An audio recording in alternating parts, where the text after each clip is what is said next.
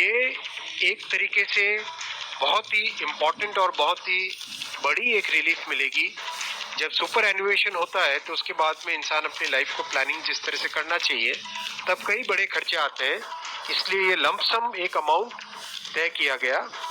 ये है कि हर 6 महीने की सर्विस के लिए मंथली एमोल्यूमेंट्स विच मीन्स पे एंड डीए कंबाइंड, उसका 10% अमाउंट।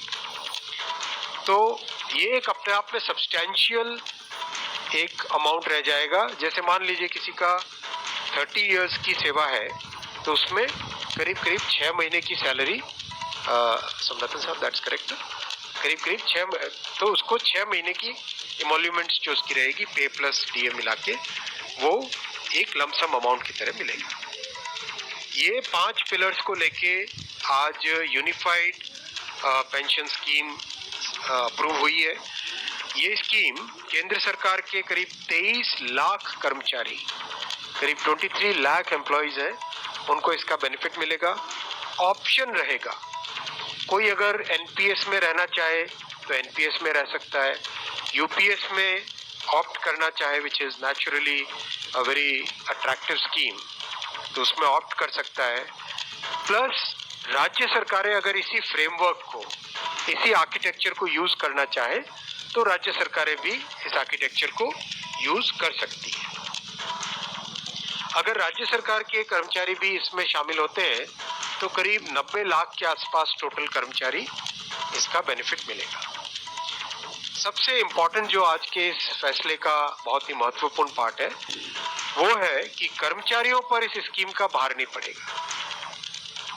आज एम्प्लॉइज 10% कंट्रीब्यूट करते हैं और आपको जानकारी होगी कि 10 वर्ष पहले तक सरकार भी 10% कंट्रीब्यूट करती थी, यानी 10+10 टोटल कंट्रीब्यूशन होता था।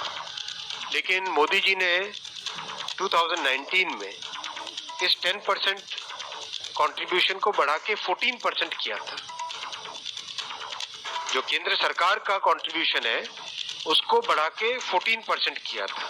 That itself was a very big contribution, big jump in the amount of contribution. अब वो कंट्रीब्यूशन बढ़ के 18.5% हो जाएगा। वो कंट्रीब्यूशन बढ़ के 18.5% हो जाएगा। ये स्कीम 1/4/2025 से लागू होगी। तब तक इसके लिए जो भी सारे स्ट्रक्चर्स, पोर्टल वोटल सब बनने होंगे, रूल्स रेगुलेशंस, वो सारे बन जाएंगे 1 अप्रैल 2025 से। 1 अप्रैल 2025 से लागू होगी ये स्कीम। और जितने भी एग्जिस्टिंग एम्प्लॉइज हैं एनपीएस में, उन सबको ये ऑप्शन मिलेगा, वो यूपीएस में शामिल हो सकते हैं। मेडिकल रीइंबर्समेंट पहले की तरह मिलेगा सेंट्रल गवर्नमेंट के एम्प्लॉइज को, जो कि बहुत बड़ी, वैसे भी मेडिकल रीइंबर्समेंट अभी भी पुराने ओपीएस के मेथड के टाइम से ही मिलता है, वो चेंज